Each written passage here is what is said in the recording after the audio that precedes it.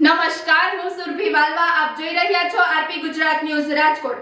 રાજકોટ શહેરના પોપટપરા સ્મશાન નજીક અમૃતધારા સોસાયટી પાસે પાર્કિંગ મુદ્દે માથાકૂટ થતા ફાયરિંગ ઘટના બની હોવાના આક્ષેપો.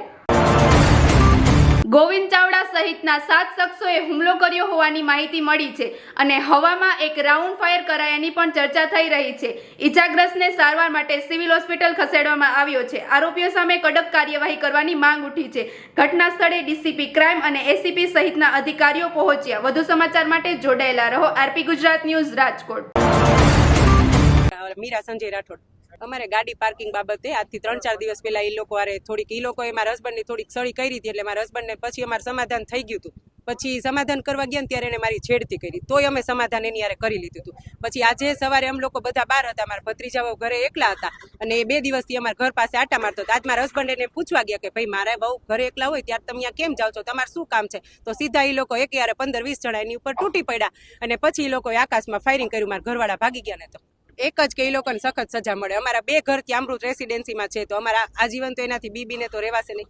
એકને જ ઈજા થઈ, મારા હસબન્ડ એકને નહીં. જ્યારથી ખાર ખાતા મારા હસબન્ડ એક ઉપર જ ખાર ખાતા હતા. એ મને કાંઈ ખ્યાલ નથી, હજી બધું જાણવાનું બાકી છે, તપાસ કરી રહી છે.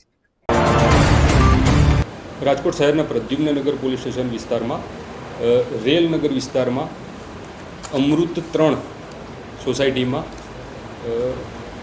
સંજયભાઈ રાઠોડ અને જીતુભાઈ ગોવિંદભાઈ ચાવડા 2 પરિવાર વચ્ચે મારામારીની ઘટના સામે આવી છે. હા, પરિવાર દ્વારા ફાયરિંગનો આક્ષેપ કરેલો છે.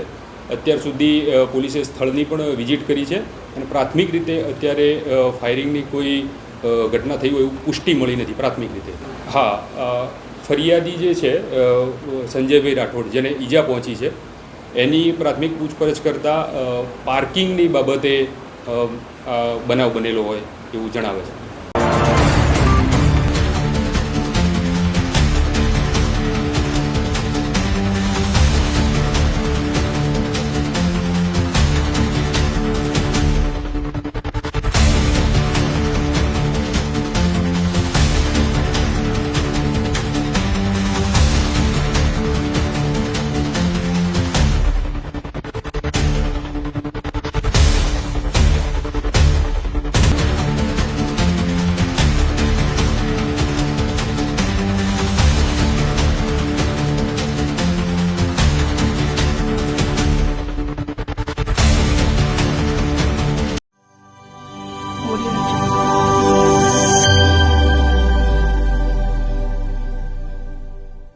Audio